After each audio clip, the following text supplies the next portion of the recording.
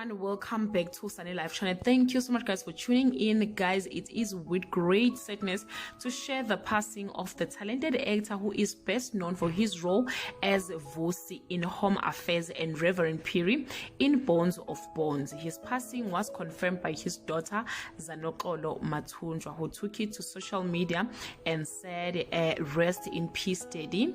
Heartbroken, McDonald Ndodana Mathunjwa passed away today, she said. Since the news of his passing, tribute and heartfelt messages of condolences have been pouring in for the legendary actor.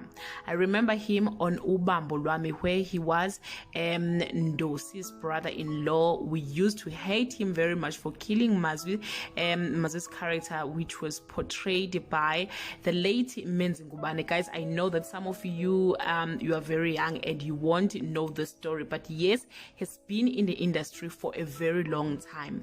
Indeed, he was one of the best actors in South Africa. May the Lord comfort his family, friends, and his fans. As we